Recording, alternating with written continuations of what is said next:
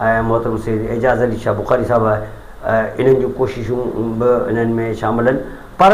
हिन रोड जो जेको मुकमल क्रेडिट जेको वञे थो उहो साबिक़ MP हाजी अब्दुल करीम सुमरो साहिबु जेको आहे उनखे वञे थो। उन जी महिनतनि जे नतीजे जे अंदरि जेको आहे सो इहो रोड मंज़ूरु थियो ऐं उन जी इन महिनत ऐं आवाम खे पहुचाइण जेका फैसिलिटी आहे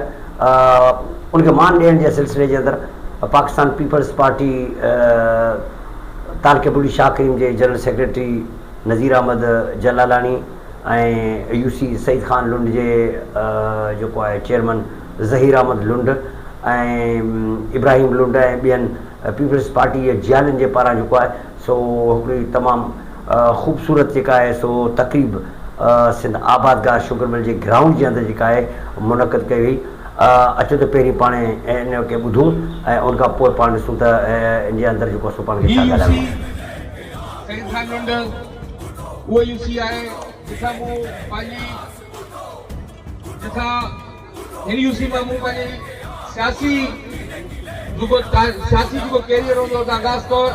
ऐं हिन UC जे माण्हुनि जो वरी बि हथ में छुड़ाए थो आहियां जंहिंखे बिना मुक़ाबले हिन UC मां डिस्ट्रिक्ट काउंसिल मेंबर मुंतखब करायो ऐं हिते जे माण्हुनि जी जेको छोरा आहिनि ऐं कॾहिं बि कोन थो विसारे सघां छो मुंहिंजी ज़िंदगी जो कैरियर जेको अमली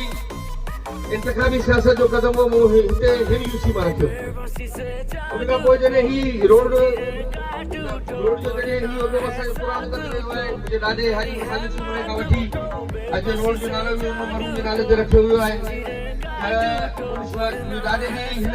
हल्के जे लाइ हिन ज़िले जे लाइ ऐं हिन हिते आवाम जे लाइ ख़िदमत कयल कोन्हे।